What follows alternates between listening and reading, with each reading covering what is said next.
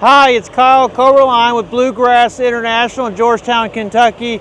I'm a member of the sales staff here. I feel like I gotta yell because there's like truckers driving by, but I got a mic on, so I'm assuming it probably sounds okay. But I have a 2024 Renegade Valencia 38RW behind me. The paint scheme is throttle, and I'm gonna do one of my lengthy walk-arounds. A lot of it's repetitive information from other videos, but the person who ends up actually buying this coach, they appreciate it so much that they have kind of a detailed video of the coach that they're buying. So I keep doing them for all the coaches. Guess what am I? I keep doing it for all the coaches that come in. So I'll start doing a walk around right now. So I'll start up here in the engine compartment. Several years ago, I've been in the trucking industry for 17 years, been a Renegade dealer for 12 or 13 or something like that.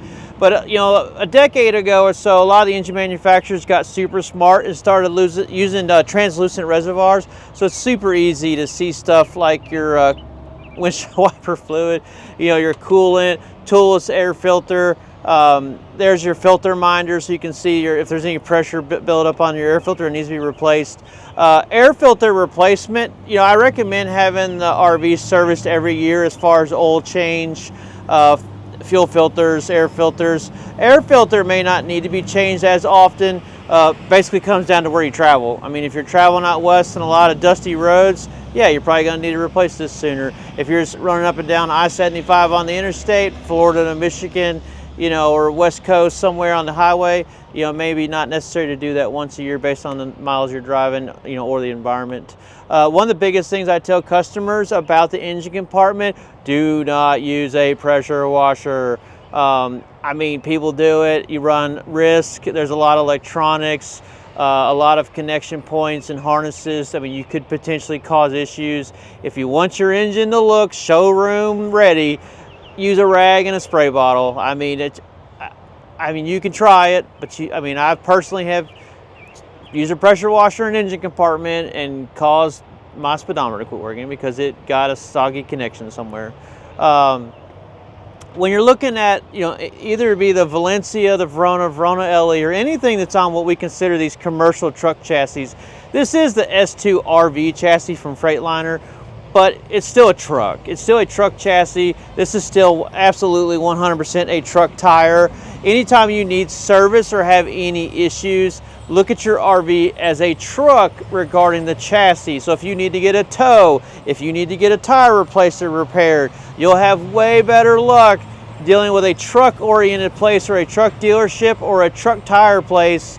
One, typically you'll get better service and usually priced a little bit better than somebody that is specifically like an RV place. I mean, I have shown up places in my motorhome and they go, well, I can't lift your RV high enough off the ground up, change the tire. Well, I'm like, well, I can use my jacks if that helps you.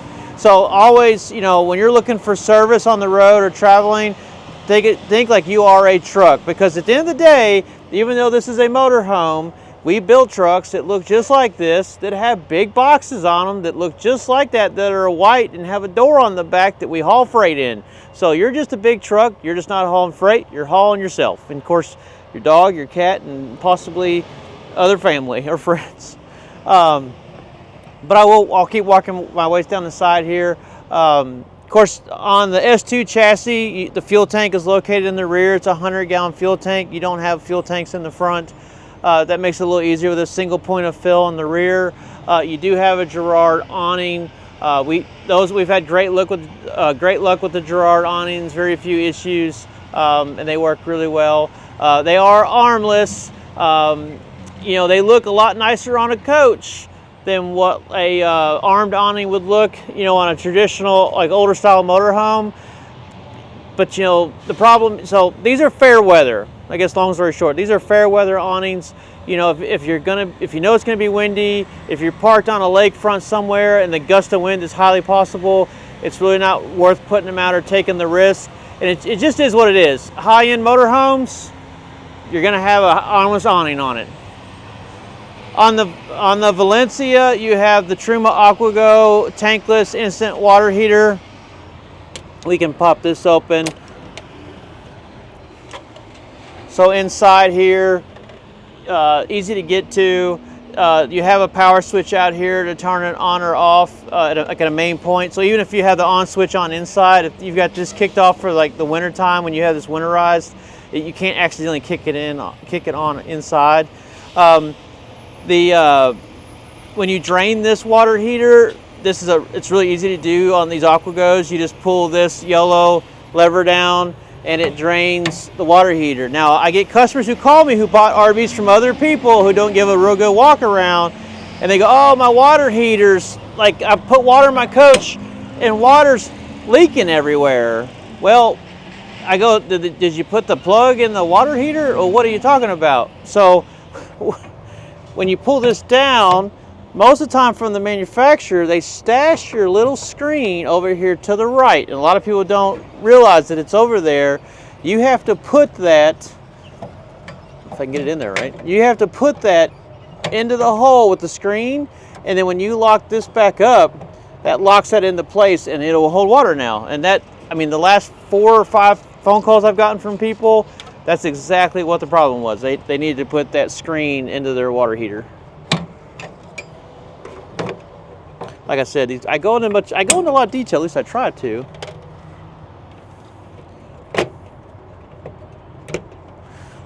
Okay, so on the campsite of the Valencia, and most of the Renegade motorhomes in general, they try to keep all that space open for storage because this is the campsite of the coach. Several years ago, Renegade started doing the cut under storage to give you a little bit deeper bays. And then they even started recently doing where, like, you'll have bays that are basically pass through to each other to give you longer storage. So you can see that you've got the 2 doors, but there is no wall here dividing the 2. And in that rearmost bay, we have our propane quick connect. This is for running into your propane stoves, Blackstone grills, propane grill. The one thing to keep in mind that the propane at this point has already been regulated. So if you've got a Blackstone grill, you can't connect a hose on it that's already regulated. There's special hoses you buy from those manufacturers, because what it would do is if you had another regulator, it would just regulate the pressure down even more and the flame wouldn't even light. We'll go back up here towards the front. These are your slide locks that are right here. I talk about those in person. That's not something I want to be talking about on a video because I have my personal opinion versus kind of what you're supposed to do. This here is your air hose that Renegade supplies you. In the battery bay on the other side I'll show you, there's an air chuck fitting which allows you to connect this hose and you can use it to inflate tires or pull accessories or whatever it may be. You're not going to run any impact tools off of it, but it does give you an air source for inflating things. In the forwardmost bay, we have a Xantrax 3000 watt hybrid inverter. What that hybrid means is, let's say you've got your coach plugged up to a 15 amp outlet at a friend's house camping for the weekend, and you demand more than 15 amp.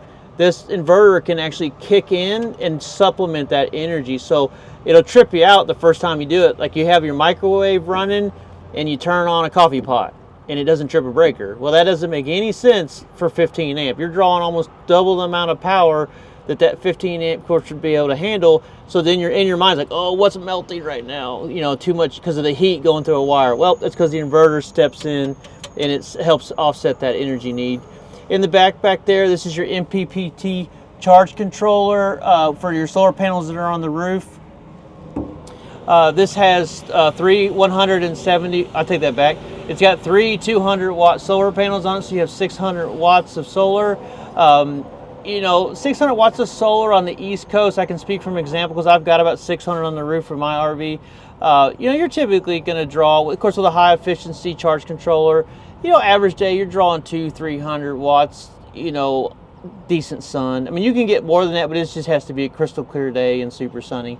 But that does help offset, the use of a fridge and just keeping your batteries healthy in general as far as keeping the charge up. If you're doing, keeping lights running and other small things that draw just a little bit of parasitic, or even say your fridge for the most part.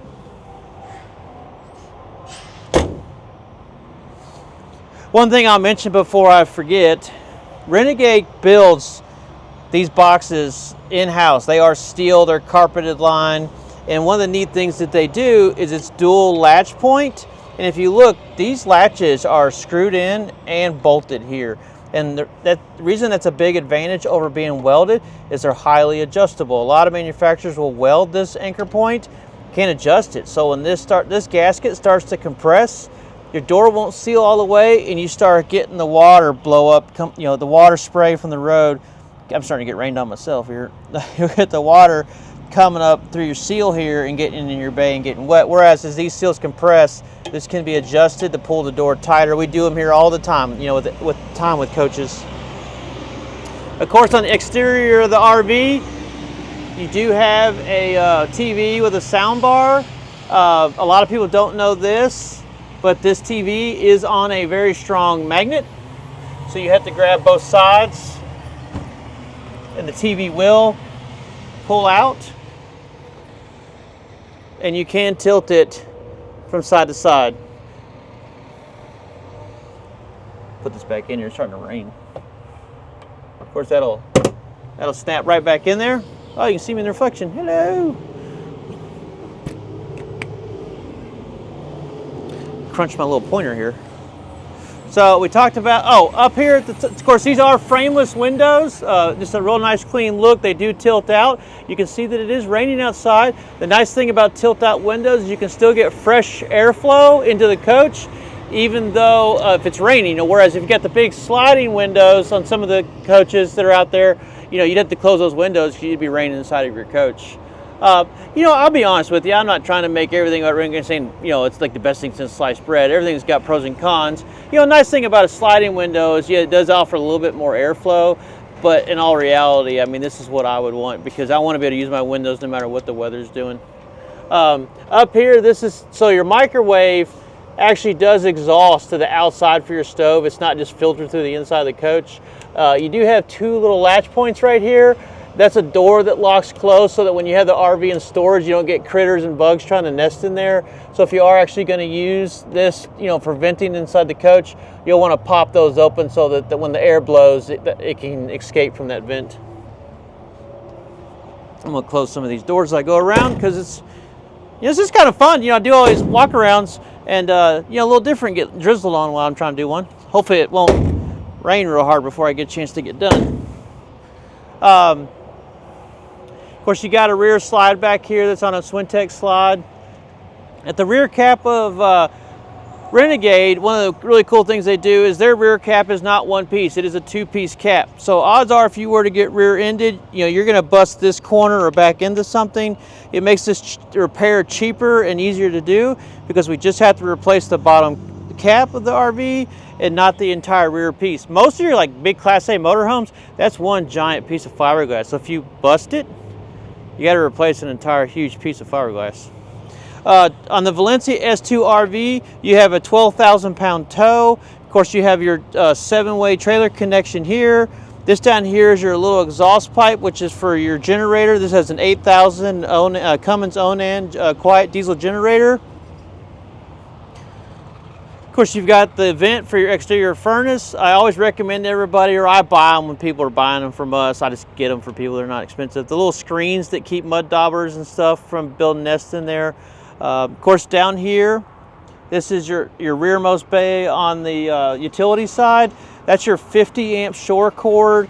You do have an automatic transfer switch, which also has surge guard. Okay. This is a 50 amp cord, which means you have two legs of 120 coming in that are 50 amp each. So in theory, you're actually feeding 100 amps of service to your coach, meaning that you're providing the coach with 12,000 watts of available power to use. I don't want to get too deep in the weeds on electrical. One, there's a lot of electrical people out there who want to, like, I hate to say this, but they kind of want to argue with you about, because there's some electrical stuff that's a little, like, people have different thoughts on it, so I try to keep this stuff kind of basic. But for this video, this gives you 12,000 watts of available power. Of course, you'll plug this in. Now, you can dumb this down. Say if you are somewhere where you only have access to a 15 amp or 30 amp service, you can use the adapters. If you're going to use an adapter, make sure that you only use adapters that are a dog bone like this. and not the short plugs. The short plugs are notorious for melting because you're going from one plug to another plug in a very short distance, which creates excess heat. And I see them all the time. I take a trade-in RV, find one of those plugs, I pull it out, the plugs are melted on it. That you can, or at least they're getting there. So on this 50, when you dumb this down from a 50 amp to a 30 amp, just keep in mind that you're only feeding half your coach with power. And when you do that, most coaches are always wired so that crucial elements of the coach are being supplied with power. So maybe like a front air conditioner, your refrigerator, your charging circuits, a few outlets, your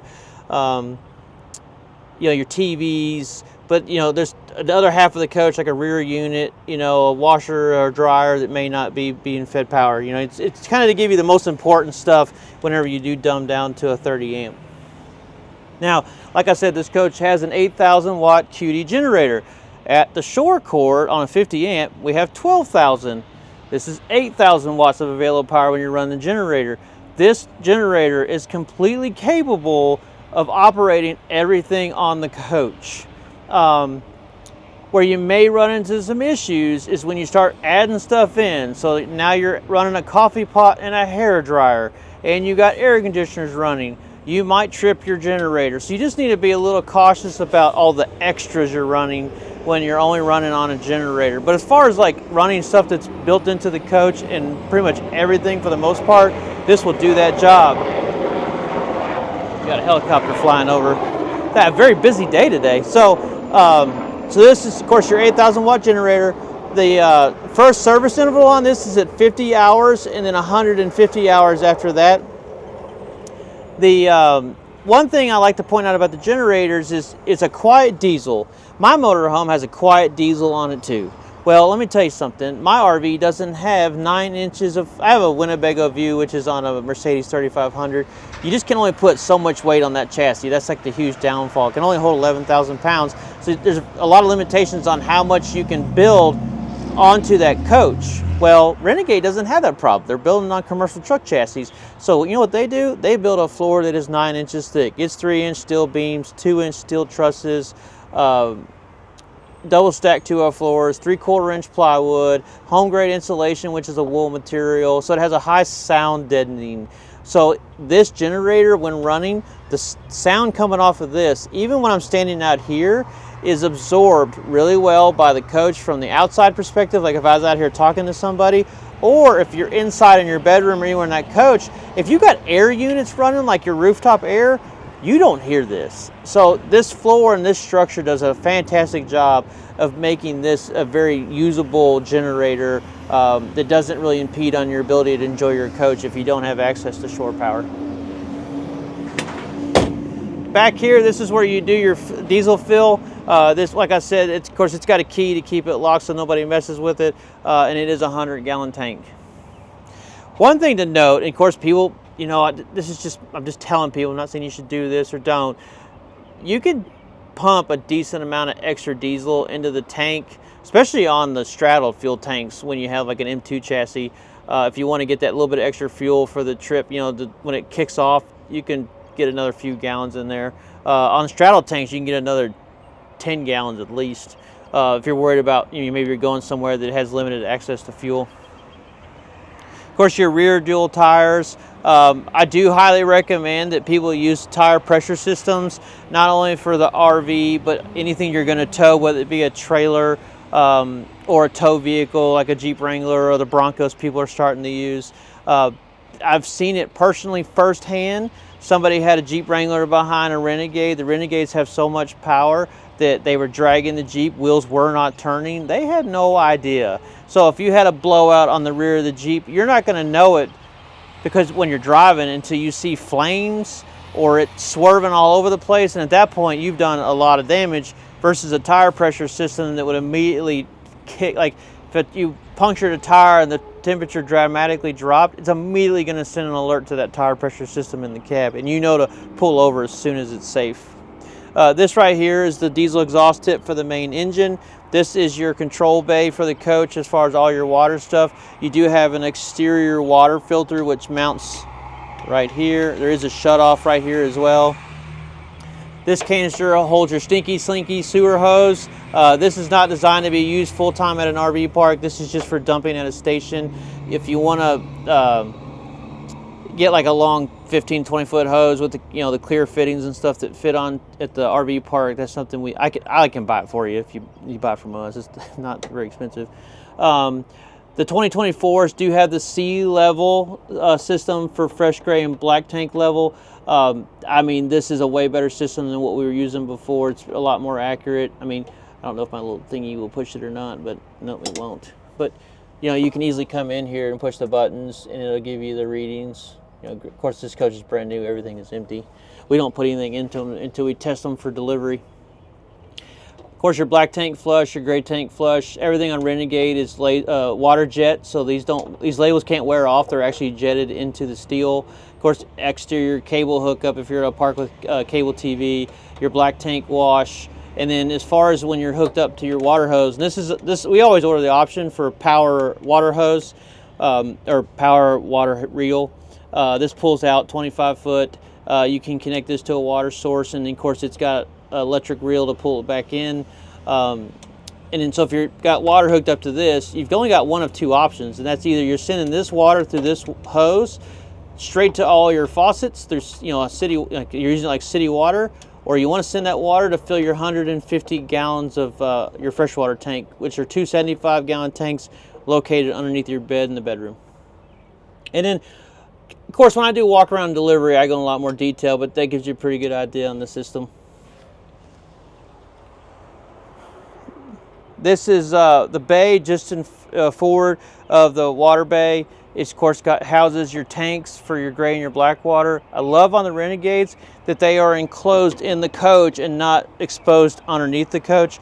And the reason I like that is for two things. One is protection, because road debris and stuff can't easily pop up and damage these tanks in any way, or cause water spray to help separate the tank heaters like they're in that enclosed bay. And then the other thing I really like about not the protection is where they're in that bay, they're more protected from the elements. So when you get into environments where you're dealing with colder temperatures, it's way easier to keep that tank heated enough not to freeze, because you don't have the, oh crap, what's the word for it? You don't have the air, you don't have ambient air blowing across your tanks, pulling the heat off of them. It's almost like being double insulated, right? You have the tank, and then it's in a space that's got an air chamber, which you're keeping a smaller space of air warm to keep these tanks from freezing, versus just being exposed to the outside elements.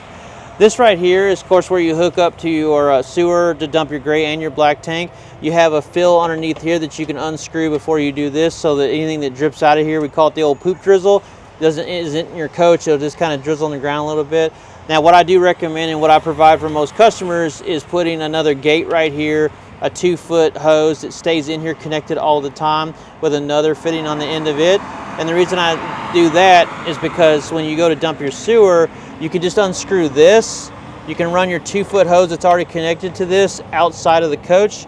You can lift it up and raise it up to this area here, and then you can connect your longer sewer hose to it. And that way you keep all that sewer mess and drizzle and just anything liquid out of that bay completely. You're doing all those connections and all that work outside of the coach. This is the black tank, and you know why I know that? Because that is the sensors for the macerator toilets. That's the 50% sensor, and that's the 100% sensor. So when the black tank hits the 50%, it puts on the yellow light on the toilet inside, and of course when it gets to 100%, it puts on the red light. What I tell people on your black tank is you want to put 3 to 5 gallons of water into it before you even start using it, so that the material that's going into it is landing in water and having something to kind of slosh around in. Even though they're macerator toilets and odor is a very small problem, I highly recommend still using some form of liquid bacteria to put in there, or chemical for the toilet. Do not use the pods, don't use powders. Like I use the unique liquid stuff that you can buy off Amazon, or a lot of RV places will carry it. But these are your sensors for your toilet, and that's what tells your toilet the level of it. This isn't the sea level, this is just directly connected to the toilet itself. The one thing down here that does need adjustment with time is, the black tank and gray tank dumps are cable driven. There's a little set screw in here. These cables do stretch a little bit of time, and so what you'll find is that when you close the valves, they don't necessarily close all the way. and that's when we just come in here and we can adjust these, you know, with the stretch to compensate for that, so that when you push your lever closed in the control bay, it is completely closing this. People run into that a lot, and the easiest time to check that or to adjust that is when you're actually hooked up to sewer somewhere, so that when you're pulling this back and forth trying to adjust it, you're not filling this up with sewer only to have to pull that cap off down there and it dump all over the place. One thing that I like to recommend for this is a great spot to store like excess sewer hoses and stuff, which you can tell like it's open, right? So by law, you know, this has to be an open space, because if this was to leak any propane, that propane has to be able to go somewhere. Well, propane is heavier than air, and so propane literally when it leaks just sinks back into the ground. So this is a great spot if you put like a little grate, you know, not anything solid or sealed, but a grate in here where you can sit like a flat tote, you know, there's some sewer parts and stuff. That just gives you an extra storage place, and it's really easy to add a grate in here. I think they even had grates at one time on some of the older Renegades. Of course, you have a sensor inside that tells you the level of your propane, but there is one right here that gives you a level reading as well. And of course, a shut off on the outside of the coach. Yeah, 20 gallon. 20 gallon, it's a 20 gallon tank, which would be, 20 pounds. I'm trying to do the math in my head. Your normal propane tank that's 20 pound tank is 5 gallons, so 80 pounds of propane, roughly. It's like a decimal number that I can figure out, but it's a 20 gallon tank, that's basically 4 times the size of your typical gas grill tank that you take to Lowe's or Home Depot. I'm usually spot on with most of this stuff, so bear with me, but you get the idea. So this is the bay right behind the driver's door, which has your batteries in it. This, of course, is your starting batteries for the chassis for your main diesel engine. They are completely isolated from the house batteries. These are R3 lithium 100 amp hour batteries. You know, we order everything with lithium now, and the reason we do that is lithium has kind of gotten to the point now where it really is the best choice. They are more costly up front, but their lifespan is longer, and you just get so much more use out of them. Once again, I always hate talking about electrical stuff on the internet, because somebody's probably going to chime in and tell me something different or try to prove me wrong. I don't know, for some reason the electrical conversations just attract certain people, but basically this is my opinion, you know, and kind of what I've seen personally firsthand, and what I have determined I like to do is, if a lead acid battery is rated for 100 amp hours, right, that's 1200 watts of usable energy. You can't actually use 1200 watts of usable energy. You can only really use about 40% of that, because if you drain a lead acid battery down to, you know, below 60%, and you get down to 50%, 40%, 30%, you damage this battery, and it loses its ability to go back to 100% charge. And it doesn't take discharging a lead acid battery real far, you know, whether you leave it dead for a long period of time or it gets drawn down dead several times and recharged, for it just not to recover and hold the charge it should. Lithium batteries, on the other hand, this is a 100 amp hour battery, which would be 1200 watts. Lithium batteries can handle being discharged farther. So, you know, people say you can discharge them to 0. Yes, it doesn't have as much effect on them as it would on a lead acid. I personally don't believe you should discharge any battery to 0%. So I personally like to say, like, look, you can more than easily drain this down to 20% left in the battery. So you can use 80% of this, even though this, say if this, in theory, this is not a 100 amp hour battery, it's somewhere in that ballpark, but you know, if this was a 100 hour lead acid and this is a 100 amp hour lithium, you can use 80% of this available energy. You can only use, and this is my opinion, you can only use 40% of this available energy. So you literally get double the usage out of the same rated battery, because it's a lithium versus a lead acid. So you have 3600 watts of total lithium battery. That's going to give you the ability to easily run like your fridge and stuff for multiple days and not have to worry about running a generator. So, you know, if you got this parked in a driveway and you're loading up for a long trip, you know, this will keep you from having to run your generator much, just if you're trying to keep a fridge and some basic stuff running. Now, lead acid lithium batteries, another thing, don't have voltage drop or droop like lead acids do. And so what's good about that is when you have a propane, this starts to drain down to say 60% battery left. Well, a lead acid battery, the voltage literally is dropping, which means things like the fan on your furnace will turn slower. So this keeps stuff like your fan, your fan speeds and stuff up where they should be to keep air moving. And then of course with the voltage drop, where lithium batteries don't have a lot of voltage drop, which perfect example is power tools. If you remember using an old lead acid drill, it would like slow down with time as you used it and the battery got depleted. Well, with the lithium battery, it's like they run, and they just die. So that gives you kind of the example of the voltage drop. So the best way to keep track of kind of what you have left in your batteries with lithium is to use something like the Victron battery shunt, and they install it on the Renegades. And what it does, instead of tracking the state of charge of a battery based on voltage, which can be done, it's just the numbers are way closer together than what they are on a lead acid. So but on this Victron battery shunt, it literally tracks every watt that comes into those batteries and every watt that goes out, and that shunt is connected on the negative side. So just keep in mind, if you ever decide to add any accessories to your RV, such as like underlighting, that those grounds need to go through that shunt, because if they don't, this will not be accurate. That energy that's coming out of those batteries will not be recorded. And Victron has a Bluetooth app you can connect to this.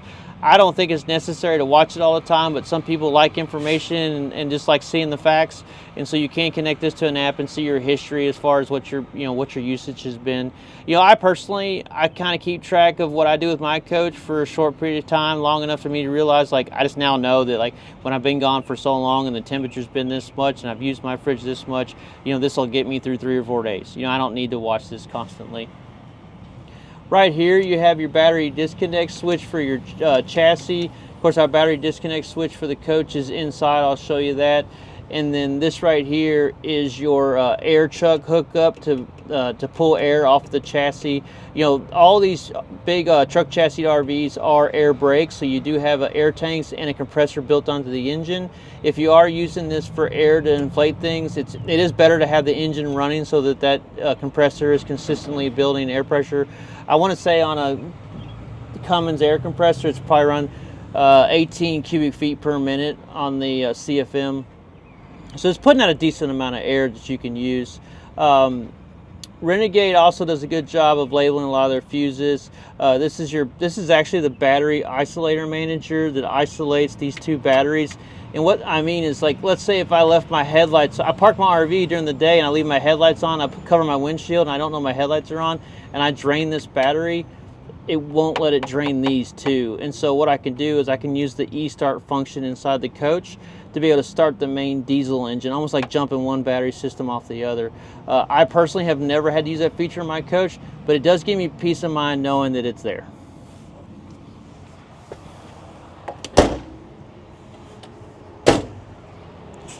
So the only thing you have on the front as far as filling is you do have your DEF fill up here. The biggest thing about DEF is using quality DEF. And knowing that the DEF you're using has not been tampered with. So like if you buy DEF at a Walmart or a store that has it in a 2.5 gallon bottle, this actually happened to me recently. If that seal is broken in that bottle, return it. I'm telling you, it's not worth the $8,000 cost of replacing this emission system or more because you put something wrong in this. There are stories of people buying bottled DEF and returning it with water in it. So make sure whatever bottled DEF you're using is a sealed container. I was at I think it was a Love's. I opened up the box. The seal was not intact. I took it in and returned. The manager thought I was crazy. I said, look, I'm not using DEF that doesn't have a seal in it. And of course, they let me switch it out. It's also very important to keep this very clean. DEF is corrosive, so if you spill a little bit, it's going to build up crystals. Just use water. You don't need soap or water. You don't need soap. Just use water. Keep it rinsed off. Most of the time, if you're filling up your RV at a truck stop, they have water spigots out there. You can fill up a little jug and splash it off if need be. And then, of course, in the engine compartment, we'll come all the way back around to the engine compartment. And on this side, of course, your this is a computer here. This is very important. Like, this is a perfect example. Like, do not use a pressure washer with stuff like this. Power steering reservoir, translucent. back here you can see your fuel filter. If there was water in the fuel, you'd be able to see it down here because fuel is lighter than water, so you would see that fuel sitting on top of that water, and it can actually be drained. And there is a sensor down there that would read in the dash that you've got water in your fuel. But that's pretty much everything for the, I mean, I could probably keep finding stuff to talk about, but that's a pretty in-depth conversation. You know, I will say real quick on the fuel filter, I never want to starve my engine for fuel. I don't want to ever risk having a breakdown when I'm on some really super fun vacation. I change my oil and my fuel filter no matter what the mileage. If the mileage hasn't gotten to the point where it requires me to do those services, I still do them every year in March to start off my year. And that is because I don't want to ever starve my RV for fuel. You got a lot of issues with fuel today because of like the biodiesel, so it's just good. It's just not as, I get the environmental aspect of it, but it's just good to keep your fuel filter fresh every year so you minimize your issues and changing the oil. You know, a lot of your oil guys will say, you know, the oil change interval on this is 15,000 miles. A lot of your oil guys will be like, oh, you know, oil doesn't break down like it used to anymore. And I'm talking like Shell Rotella, not like, I'm talking like factory OEM oil representatives that I deal with in the trucking industry. Oh, oil doesn't break down, but you know, like you got easily 2 years. Well, okay, this engine new obviously is not going to have any issues for the most, like it's just pretty slim chances. But let's say this thing gets 6, 7, 8 years old and you do develop an issue like coolant that's leaking into your oil. Well, I'd much rather find that coolant in my oil in 1 year than in 2 years and have to, and what extra issues that has caused, whether it be, you know, I mean, it could be messing with my after treatment system. It could be, you know, coolant could be degrading the ceramic filter, you know, the emission system for the diesel particulate. So, I mean, that's definitely my opinion. That is not something that's written in an owner's manual. I'm an annual service guy. Like I said, the only thing, you know, I may skip every year or two, just depending on what it needs, you know, the air filter. If you don't need one, I mean, don't worry about it. But oil and fuel filters, keep them changed. That's good for the outside, and we'll talk about the inside. So as we're coming into the coach, one of my favorite features, it sounds silly, but one of my favorite features is the fact that the steps cut underneath. It's a great place to have a place to put your shoes as you're going into your coach. That's definitely one of my biggest problems with my motorhome. It's like my steps are solid, and it's like, okay, what do I do with my shoes? Right here to the left of the door is where you've got your master disconnect switch for the coach to disconnect 12-volt power. Of course, your step entry override, which means that when you're parked and you're closing your door, like opening and closing your coach door, the steps aren't going in and out. That'll just keep them locked out, so it's just not just going in and out over and over again. And then that's your e-start. That's what ties the two groups of batteries together. So if you kill the coach batteries or the chassis batteries, you can use each set to, you know, either start the generator or start the chassis engine if you discharge one of those sets of batteries. Of course, you got a fire extinguisher required by fire marshal rule. These coaches are equipped with multiplex wiring. What that means is all the functions are controlled from a single point, which is your Firefly system that's over there on the wall. So the way to look at these is these are basically just remotes. This just sends wireless signal to the control panel over there to, you know, for whatever function. So if it's all lights off or all lights on, it's just sent it to that panel over there. In theory, if this had a battery in it, and these are hardwired on this wall here, but if this had a battery, I could pop this off the wall and carry it around like a remote, in theory. The biggest thing to know about those is that when you push one of these buttons, if it's a successful signal, that will light up green, telling you that it did successfully send that signal over to the Firefly system. Right above the coach door, we have our TV, which has a sound bar. It does have a lanyard here to pull down, which allows you to tilt and swivel the TV inside the coach. Corian countertops. Once again, this is a Valencia 38RW, which is the rear wardrobe. You got the closet across the back. Of course, it's roughly about 38 feet. The cabinets in this are Lakewood. The interior is Hampton, and like I said, the exterior paint is Throttle. Corian countertops, hardwood maple cabinets. You've got a convection microwave, so you can bake or microwave in that. I'll show you what your sink looks like here. You have a single basin, stainless steel sink. Underneath the sink, you've got some storage along with a wastebasket. A lot of people have asked for that for years, to have a spot for a wastebasket. Of course, you have cabinet storage up top up here. That's the owner's manual that Renegade sends. It has their owner's manual in it, plus all the supply components. Of course, the chassis manuals for the Freightliner chassis. And you've got a storage compartment up above. That outlet is for the microwave. That's required by fire marshal rule. Microwaves can't be hardwired. They have to, even in a home. A lot of your home stuff applies to motorhomes, so it has to be plugged in versus hardwired. This is the inside of your convection microwave. Just know that when you're using the microwave function, these metal components have to come out. Of course, your gas stove. You can see that here. Nice and stainless, easy to keep clean. Propane. A lot of people like cooking on propane stoves. Get my cover back on there. Of course, you got your knobs down there.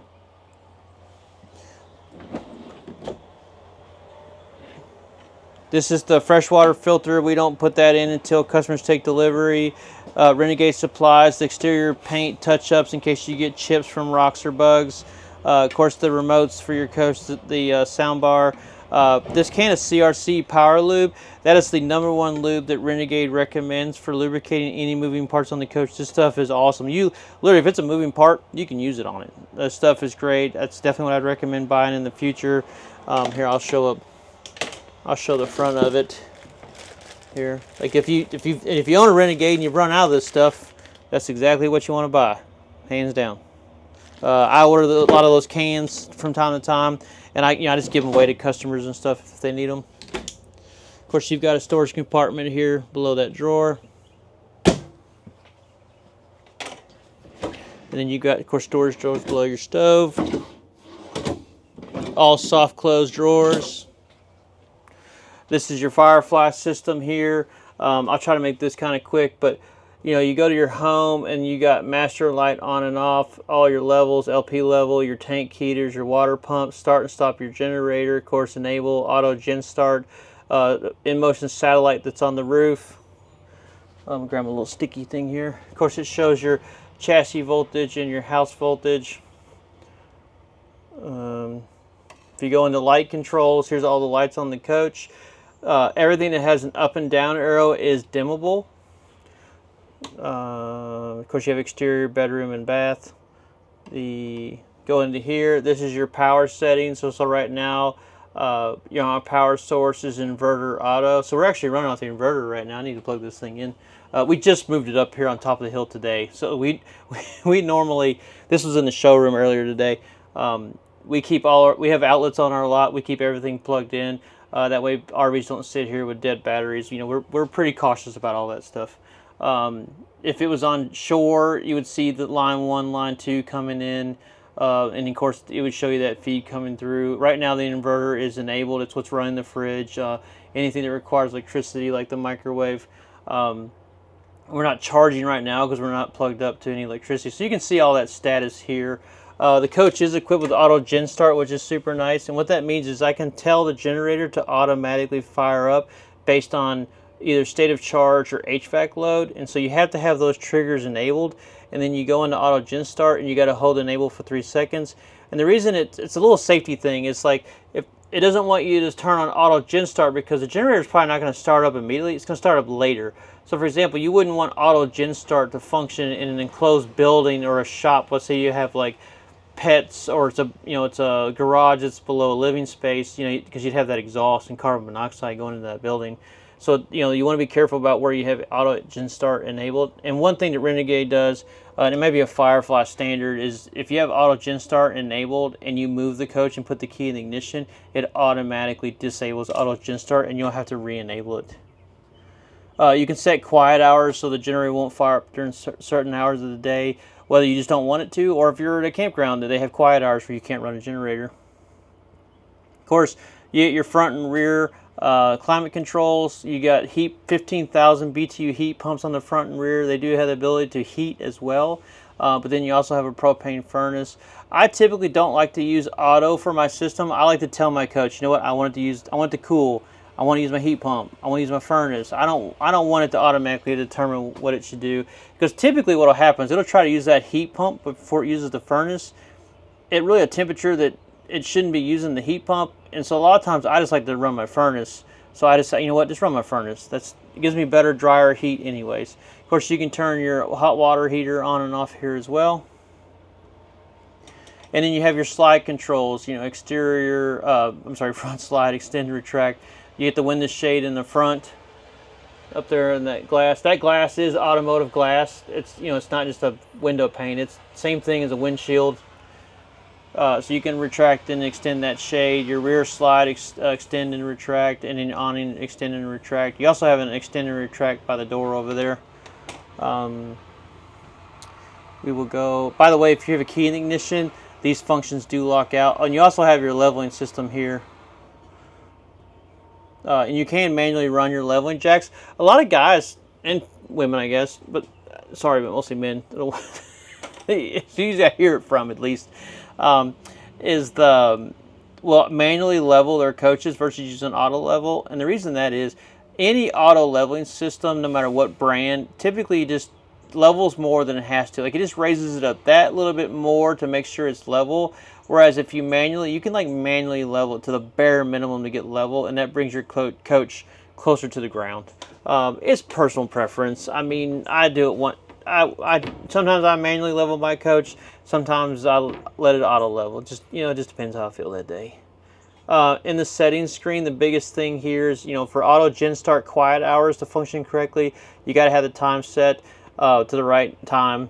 And if you go in the mobile app, you can hit the QR code, input in information for your coach, and literally everything on the coach that's in the Firefly system, you can run from a cell phone. They also make a module that allows you to use it over Wi-Fi, so you can control your coach anywhere in the world. Other people also use, like, they'll do mirroring apps with Android devices where they'll have like a tablet in the coach that's connected to this, and then they use some like online mirroring app, and then they can use, once again, kind of control their coach from wherever. If you want more detail on that, feel free to call me and I can kind of explain what some of the people are doing and kind of the solutions for how you can control this remotely. Of course, in the RV, you have a residential refrigerator. What is really nice about a residential refrigerator is the fact that it doesn't have propane in it. It's just, you know, the residential refrigerators today are super efficient. Propane refrigerators eat up space in the back of the fridge for the components to make it a propane fridge, and so they're not as deep, so that when you look into like a typical AC refrigerator, what the hell if I opened up the lock on it, it's just a lot deeper. Like, you got a lot more storage space in a residential type refrigerator, whereas, you know, the propane equivalent might only be like that deep. And it's just one less thing that's using propane at the end of the day. Of course, here's your freezer up top. You do have an ice maker, which, you know, can be turned off if you don't want to use it. So up here above the refrigerator, you have your entertainment bay for your TV. There's an HDMI cable up here that not only feeds the TV above the door, it also feeds the TV outside. So it's intended like for a satellite box, but if you don't want to use it for like a satellite box, you obviously can plug anything you want into it. It's HDMI cable. Up here is where you have your buttons for your turning your Wi-Fi system on the roof on, or powering your antenna for over-the-air TV. If you're hooked up to cable TV at an RV park, that has to be off for it to let the cable TV feed through. If you look back there in the back left-hand corner, that valve back there is the shut-off for the water to the freezer.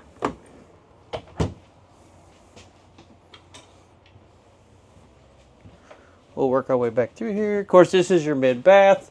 You've got a shower. They've got the arm now where the shower head's adjustable up and down. Of course, your macerator toilet. You got eco flush to conserve water, normal flush, you know, number 1, number 2. Of course, you can empty it for in transit.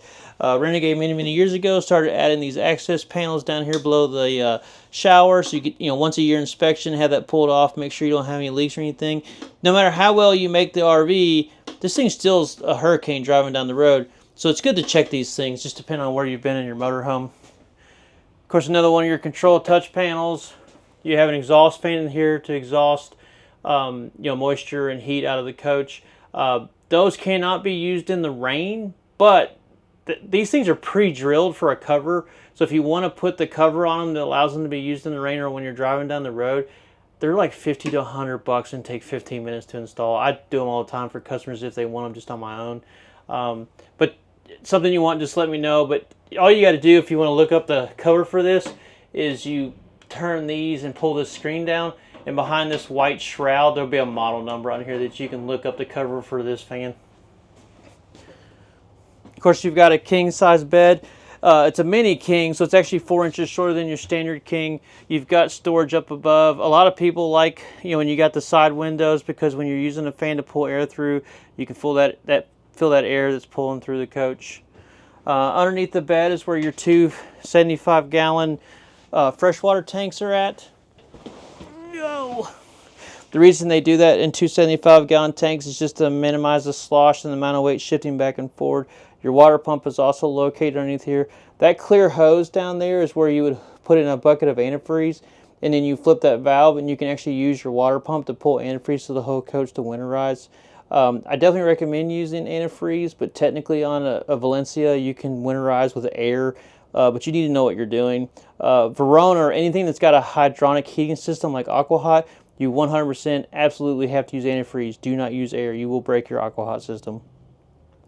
Part of the Renegade quality, you can just see how well they build their platform for it to slide over this rail, for the bedroom slide that's going in and out. Of course, the tanks have overflow. And another fun fact too, those tanks, and those aren't just plastic tanks, those are rolled-on molded plastic tanks. It's the same way they build whitewater kayaks. So for durability, there's not really a seam to split or break, so they are very durable tanks. Trying to smash my finger. Trying to film at the same time makes it a little difficult. But of course, this is your rear wardrobe across the rear of the coach. You've got a big mirror back here. Of course, you've got storage up top. As you can see in here, you have this is what's really nice and sweet about the RW, is you've got this massive closet across the rear to store your clothes and other stuff. And then on the RW, the washer and dryer are located in the back right-hand corner. This is one thing I cannot speak to from experience, but what many people have told me who have RV'd a lot is that the combination units where it's a washer and a dryer just don't work that well, and people have much better luck when they actually have a separate wash machine and then a separate dryer. Now that is a 110 dryer or 120 dryer. It's not going to work as well as your home dryer, but for light clothing, t-shirts and underwear and socks, I mean, this is nice to have to do that kind of laundry.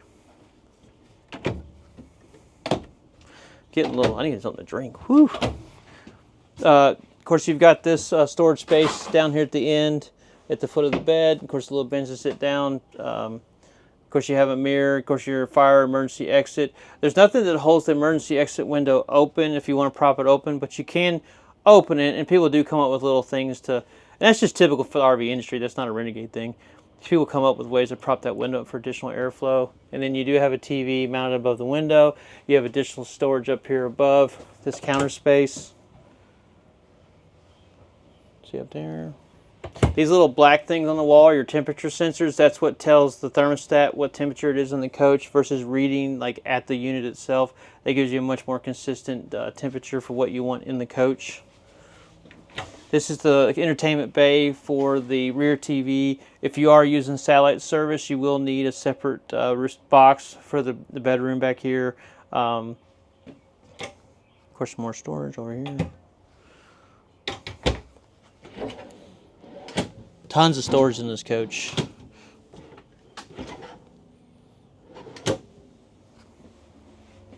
And then, of course, one of the things the RV industry figured out several years ago was that, if we don't put the sink in the same area as the shower and like almost in its own little room, it makes the coach, like you're using the space a lot more wisely and it doesn't feel as confined. So like when you're here brushing your teeth or doing other stuff sink related, washing hands, I don't feel near as claustrophobic as I would in an RV, but they've tried to shove all that into a small bathroom on a shorter coach. You have another Firefly system back here for access to the controls on the coach. One thing they realized with early generations of Firefly is the refrigerator can cause interference. So any of the control panels like this that are on the back side of the fridge and the rear of the coach connect to that Firefly system. All the control panels that are on the other side of the fridge towards the front of the coach connect to the front Firefly system. And what made it terrible was it wasn't a consistent issue. It was like a come and go type thing. And so it was like, why the heck is the switches working sometimes and why they're not? And with time, we figured out it was that fridge compressor kicking on was causing some interference. This is actually a medicine cabinet. So you got tons of storage in there. Of course, you got storage underneath your sink. And then you got a bunch of drawer storage right here as well. No faux cabinets in this coach. You know, there's nothing that's fake, that, you know, that's a pretend cabinet. I mean, you do find that in some motorhomes sometimes. They'll have like, looks like a big cabinet, and then it's nothing. It's drilled shut because it's got stuff behind it. This is right here in this coach across from the bathroom. This is where you have access to all your... Renegade does a great job of access to all your breaker panels. Like, you know, here's all the coding for what everything is connected to. Of course, you've got Renegade customer cares numbers here for service in the parts department. Your actual paint numbers for your coach if they ever need a paint match in the future. Of course, Renegades come free with a 1-year roadside assistance. The one thing to note that's really neat about the... If I can get this open. One thing that's really neat to note about the breaker panel is that everything that is on the panel that says inverter output is on the inverter. So I can quickly look at this and see that everything down this list, you know, AV, TV, the cap up front, front slide up, bedroom receptacles, rear slide out, refrigerator, passenger side box receptacle, bath GFI, driver's side bath box receptacle with the microwave, the kitchen, outside entertainment, and the subwoofer all run off the inverter. If you look down here, you know, these things will only run if you're hooked up to shore power or have a generator running. So obviously your front AC, your inverter input for the pass-through for, you know, the shore power or generator. Of course, dryer, rear AC, living room and bathroom receptacles. So there are some receptacles that are not powered by the inverter. That's normal. And then, of course, your washer down here. So that's a neat little trick, just that you can easily look at your panel and you can go, oh, this is everything that will run off my inverter. Of course, we have a dinette in this coach. The cushions to turn it into a bed, it can be stored underneath the couch or under the dinette seats. If you don't ever plan on using it as a bed, you can always bag those up and leave them in a storage at your house or something of that nature. The tables, the trick to the tables as far as putting them up and down is that you want to push in the middle of the table and not on the edge of the table because you're binding it against the wall. If you go out and reach the edge, the middle of the table, you can easily push it up and down versus trying to push on the end of the table. People are like, oh, it's like hard to push down. Like, what is push in the middle? And it'll go straight down, no problem. This coach, of course, you've got a control panel here on the wall to control some of the functions. Of course, a receptacle with a USB and a micro USB-C connection, kind of your newer phones and whatnot. This is equipped with the standard jackknife couch. These cushions come off. This makes a queen, so that flips out. And it's a jackknife, so it doesn't have like a bar in the middle. When you sleep on it, it's not, you know, it's actually pretty comfortable. So that would flip out to make a queen, and then that back thing across here, this backrest will actually flip down to fill the hole. Makes a great bed. It's a great solution for a bed to give you that option. And then across the front of the coach, we have our cab over bunk. You know, a lot of people don't try to deter away from cab over bunks if they're not going to use them, because like the inconvenience of having it across here and trying to dip down underneath it to get into the driver's seat. Renegade genius, you know, and like some other manufacturers, it slides in super easy. So I can reach up here, grab this, slide it across, and make that bed, or push it back and close up that bed and still have easy access. And what a lot of people will do, I wouldn't order a coach without a cab over bed. Just wouldn't do it. I mean, it's just, it adds to the resale value. Of course, the Valencia is standard with it, but if Verona and Verona LE or not, it adds to the resale value if you ever want to sell your coach down the road. And plus, I see people do all kinds of neat things, like they'll take this mattress out, put it in storage, and they'll put like decorative wicker baskets across here, and you got pillow storage, DVDs, or now it makes me sound old, DVDs, right? You know, like just it gives you a lot more storage and place to put blankets and stuff while you're in the coach, and keep them a little less cluttered. Of course, you got a TV that's up here in this cab over bunk area for whoever's sleeping up here. And then the last thing I'll talk about is I'll go into detail onto the chassis itself. Like I said, this is a 2024 Renegade Valencia 38RW. I gotta get my thing down where you can actually see what I'm talking about. Of course, you have 2 air ride captain's chairs. Let's see if I can get this stuff in the footage. You have 2 air ride captain's chairs. Of course, at the top here, you do have an air horn. This is your microphone for your radio. Of course, this is an Allison 3000 series. Allison 3000 series transmission. It is on the Valencia. I see this argument online all the time. On the Valencia, the programming for the transmission is an economy, which means it shifts 200 RPM earlier to get into top gear faster, which in theory means better fuel economy. If you hit the mode button and mode shows up in the gauge, the display here, that means it's in performance mode and shifts 200 RPM later. That allows you to build a little bit more horsepower, which allows you to accelerate a little bit quicker and maintain speed. In the dash, there's a couple different engine lights. Some are yellow, some are red. You know, the simplest way to put it, if you get a yellow engine light that comes on, or a yellow light in general, that's like a cautionary, like, hey, like, do you hear, see, feel anything different? You know, if you don't notice anything, the coach isn't driving any different, like, I personally don't recommend running to a dealership. Like, enjoy your trip, like, get that taken care of when you get back. You know, because codes are associated to different lights for different reasons, and yellow is supposed to be kind of like a cautionary, like, minor issue. You know, it could be as simple as a wheel sensor that's not reading right or something like that. A NOx sensor that's not reading correctly for your nitrous oxide outputs on your emission system, blah, blah, blah, blah, blah. But if you do get a red engine light, that is associated to catastrophic engine failures only. And like a perfect simple example of that is you blow a radiator hose and you've lost all your coolant. You know, or you blew an oil cooler line and you've lost a whole bunch of oil. Like, those are things that will destroy your motor very quickly. And so it is very important when you see a red engine light to get pulled over as fast as you can, as long as it is safe. Like, obviously your safety is number one, but then if it's, you know, safe to get off the highway or pull over, like, you need to do it. Don't even remotely try to limp it farther if you think you can get to the next exit. If you have the ability to get off now and it's safe, do it. You're running a huge risk if you don't. And the vehicle may even derate itself before you even get a chance to get to where you think you might be able to get to. You do have docking lights, and of course your trailer camera for truck and trailer. So if you do want to put a trailer camera, like if you're hauling a trailer with horses or something, you can, you know, or any trailer that's got a camera on the back of it, you can switch to that trailer as a feed on the back. And of course, the Fusion radio controls, that's for your USB and 3.5 connection to the Garmin radio.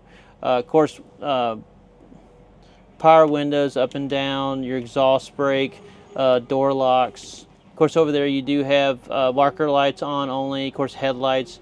You have the ability to increase and decrease the gauge cluster brightness. And you do have cruise control.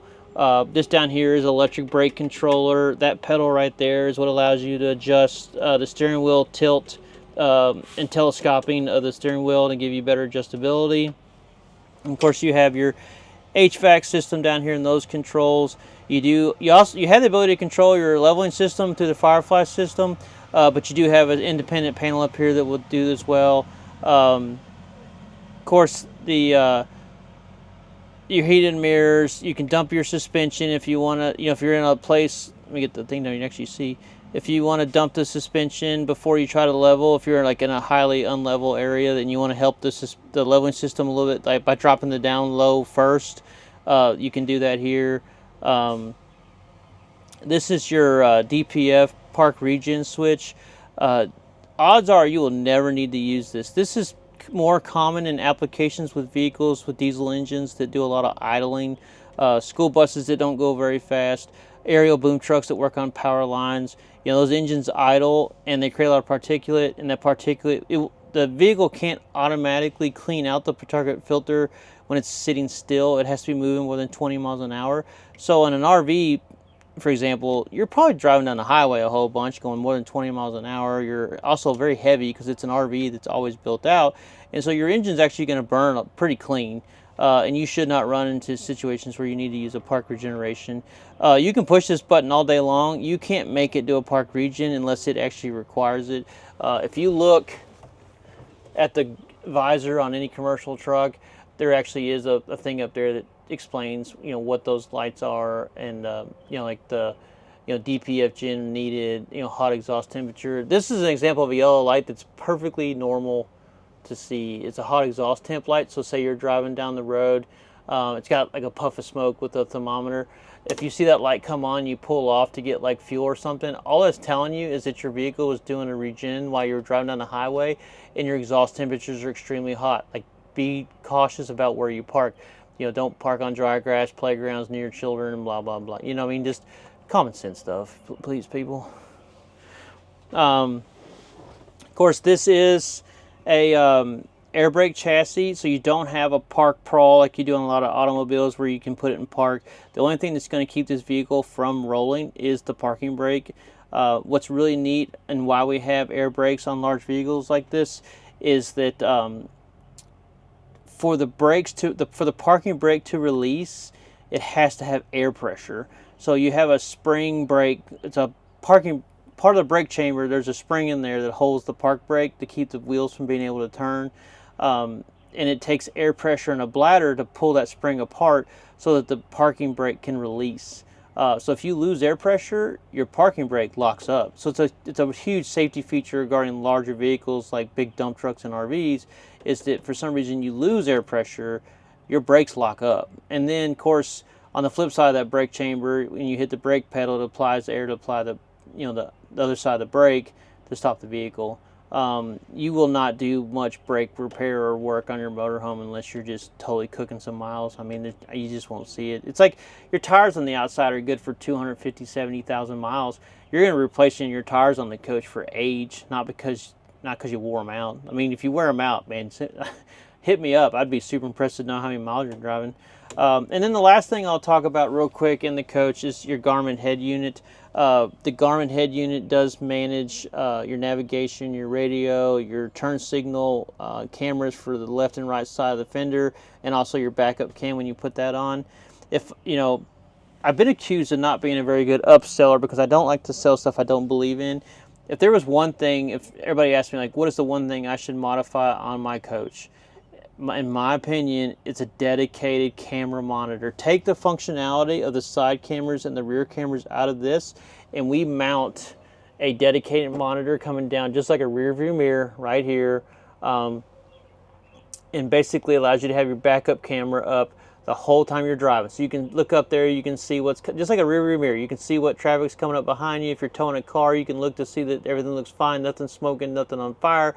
You know, when you hit your left turn, it'll pop up for your left side. Hit your right turn, the triggers all still work. The right turn will pop up. You know, one of the biggest pain in the rears about this is this has RV specific navigation in it. So if you're using this to navigate through a big city like Atlanta or New York or something like that, and then you need to change lanes, you flip your blinker, well, guess what happens? Your navigation goes away and the screen pops up for the camera. Well, I mean, I've been places traveling my motorhome where it's like 5 and 6 lanes across, and you want to make sure you're in the right lane, but at the same time, I got to have my blinker on to be able to, so it's like super frustrating. So that's my number. If you ask me for one modification that I think is a no-brainer, it's basically installing a dedicated camera monitor. You know, if anybody's interested in that dedicated camera monitor and like wants to do it themselves, like people can call and reach out to me and I'll tell you how we do it. I'll tell you the parts we use. You know, we try to treat everybody fair, do the right thing. And so if you got a lot of DIY people out there and they just want to know what parts we're using, then just give me a buzz. Obviously, if you have any detailed questions, I mean, I know a lot more about these coaches. I could make 2-day-long videos, but obviously feel free to reach out to me if you have any questions or need anything. Once again, my name's Kyle Koeberlein. I'm with Bluegrass International. I'm part of the sales staff here. You know, we believe in taking care of our customers, doing the right thing, being educational, informative, creating that experience, being more of a consultant than salespeople. You know, at the end of the day, we do want to sell stuff to people, but we've learned that if you just treat everybody right, help them along the journey, we may not do business with you now, we may do it with you later. It may be parts, it may be service, might be buying a motorhome. But you can definitely expect to have a great experience with us, and we are happy to help in any way we can. I'm based out of Georgetown, Kentucky. We do have locations in Somerset and London. All of our Renegades are located in Georgetown, but we do service and parts in the other two. But feel free to reach out to us anytime, and happy to help.